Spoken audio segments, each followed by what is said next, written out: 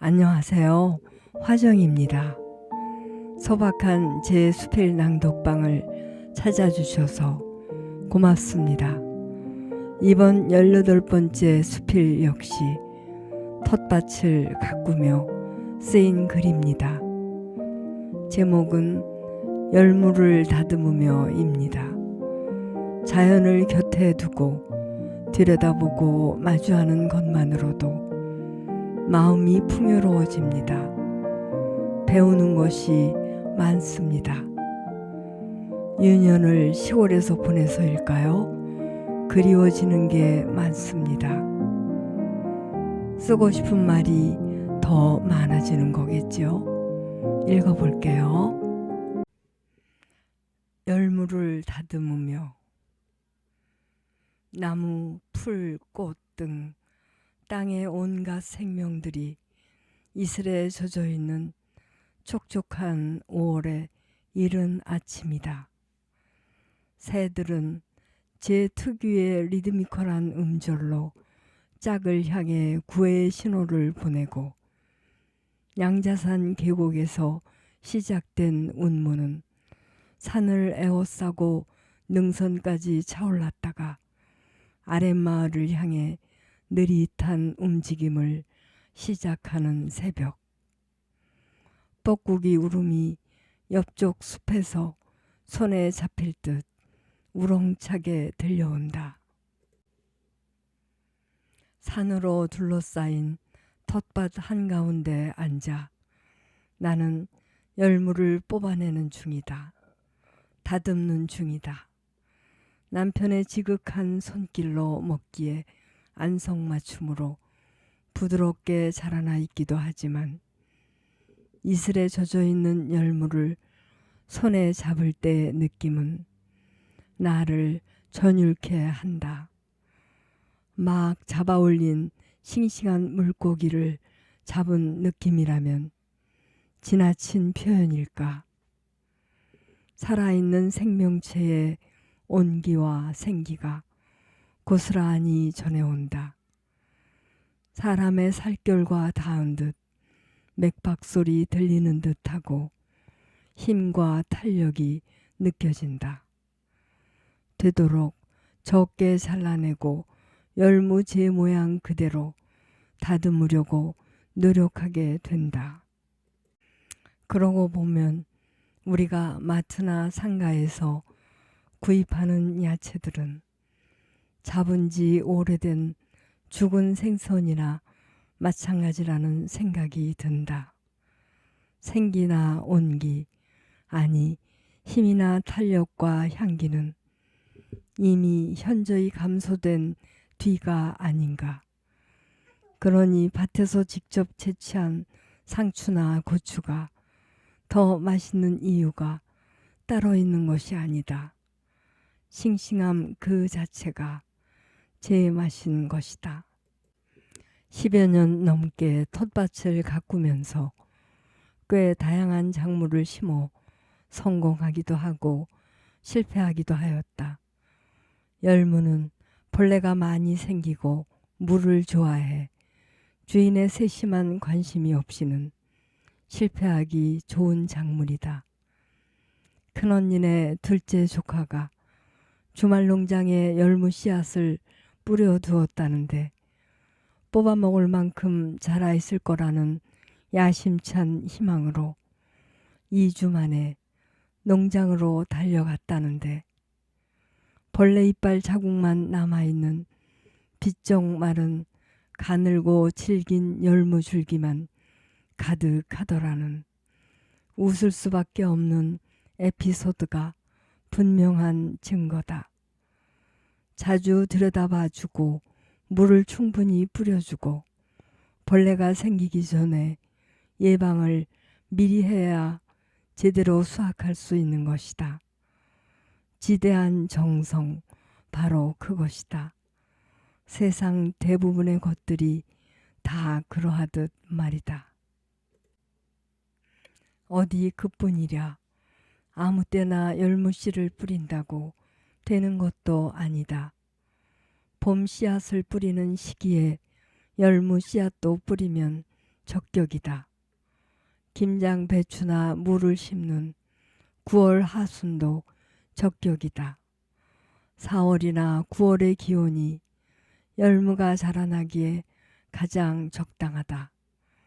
요즘은 온도와 습도를 맞춘 비닐하우스에서 사계절 튼실한 열무가 쏟아져 나오기는 하지만 바람과 햇살과 이슬을 먹고 자연스레 자라난 열무에 비교가 될 것인가. 이른 아침에 텃밭에서 바로 수확한 열무를 절여 김치를 담그면 그 맛은 시중의 무공의 열무라 해도 따라오지 못한다. 특유의 열무 향내와 함께 살아있는 아삭하게 씹히는 식감은 최상이다.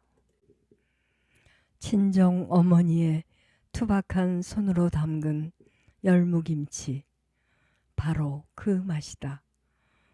콩밭 사이 그늘이 반쯤 들어선 자리에 열무를 심으면 열무는 한껏 여리고 부드럽게 크지 않게 자라난다.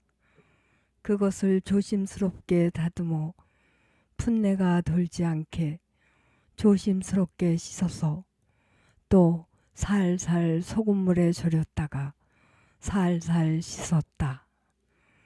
가끔 열무를 씻는 어머니 옆에서 거드는 신용을 했는데 그때마다 어머니는 누차 말씀하셨다. 살살 씻어라, 살살.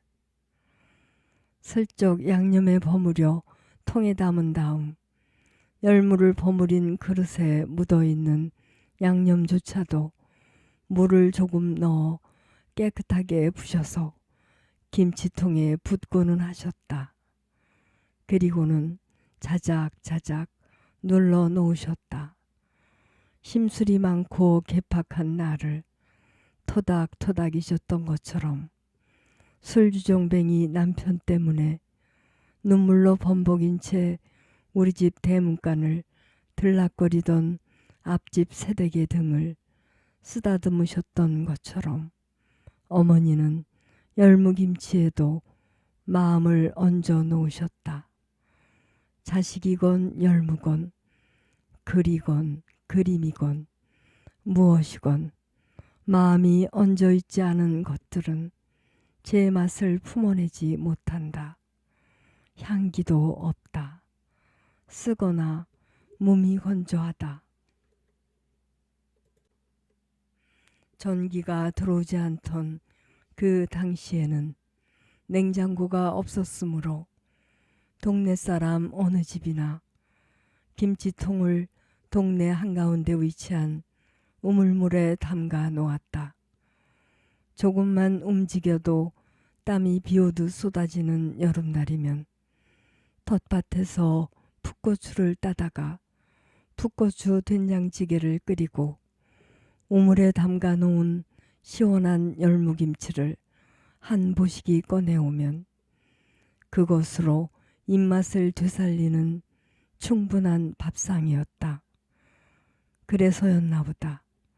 지금도 여름이 되면 열무김치와 풋고추 된장찌개 아니면 늙은 오이 생채와 된장찌개를 단골 메뉴처럼 나는 밥상에 올린다. 언니 오빠들이 오신다고 하면 변함없이 이 음식을 내놓는다. 고향과 고향집을 공유한 형제들끼리 비밀이라도 된다는 듯 어머니의 손길 닮은 아련한 행복을 한 그릇씩 나눠 먹는다.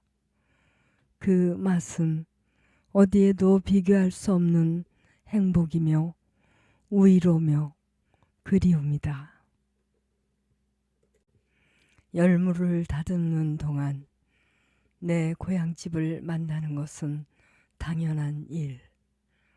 수건을 쓰시고 아궁이에 불을 지펴 밥을 짓는 어머니가 보이고 꼴을 가득 실은 소마차를 끌고 언덕을 내려오시는 아버지의 이랴 이랴 소를 모는 목소리도 들린다. 마루를 말끔하게 걸레질하는 마르고 키가 큰 어머니와 아버지 곁에서 농사일과 주방일과 여기저기 심부름을 도맡아 하셨던 둘째 언니도 보인다. 우물물에 담가둔 김치통에서 막 꺼내온 열무김치와 풋고추 된장찌개로 밥상을 차려 마루에 모여 앉은 가족들이 보인다. 구수한 냄새가 폴폴 풍긴다. 웃음소리가 들려온다. 열어놓은 뒷문으로 뒤뜰이 보이고 감나무에서 감꽃이 하나 둘 바람에 떨어지는 게 보인다. 개복숭아 나무도 보인다. 하나 둘 셋 엄지 손톱만한 푸른 복숭아가 열려있다. 초등학교 4학년 때 매부리코 호랑이 담임 선생님은 집에 있는 무엇이든 소재로 삼아 동시를 써오라는 숙제를 내주셨다. 어찌할 바를 몰라 징징거리는 내가 안타까웠던지 둘째 언니가 동시를 대신 써주셨다. 다음 날 동시를 써오지를 않아 선생님의 회초리 앞에서 벌벌 떠는 친구들을 나는 은근히 신이 나서 바라볼 수 있었지만 잠시였다. 소심하였던 나는 들킬까봐 수업이 끝나도록 두근거리는 새 가슴을 억눌러야만 했다. 개복숭아. 우리 집 뒤뜰에 개복숭아. 하나 둘 셋 넷 다섯 여섯 일곱. 큰언니 큰오빠 둘째 언니 작은 오빠 셋째 언니 넷째 언니 그리고 나. 일곱 형제 자매 꼭 닮았네. 서구리 옥골 고향집 뒷안에 개복숭아를 손짓하며 하나 둘 셋 넷 다섯 여섯 일곱 소리치던 둘째 언니는 막 열매를 맺을 크기로 자라난 푸르고 싱싱한 개복숭아 나무를 닮았다.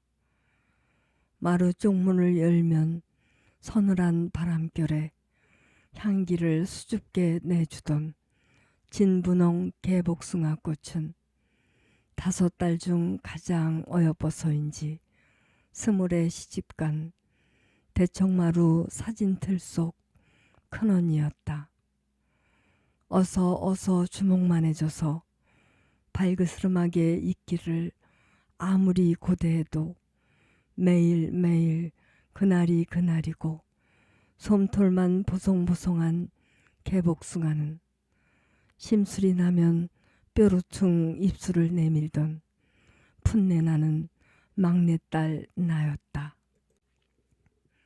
이른 아침부터 넷째 언니와 싸우다가 어머니 부지깽이에 쫓겨 굴뚝 뒤에 마주서면 언제 싸웠냐 싶게 배시시 웃던 넷째 언니는 제법 굵어져 살결이 부드러워지던 복숭아였다. 남모르게 은근히 익어가던 개복숭아는 양반 안씨라는 자부심으로 꼿꼿하게 사셨던 어머니를 빼다 닮아 드러나지 않게 조신하고 반듯한 셋째 언니였다. 개복숭아 나무를 올려다 볼 때마다 저건 큰언니, 저건 작은언니라며 가리켰는데 제일 끌밋한 복숭아는 작은 오빠였다. 잘 익은 복숭아 하나 떨어져 강원도 연곡면 덤바위에 뿌리 내려 부처님 말씀으로 가지 늘어뜨린 복숭아 나무는 큰 오빠였다.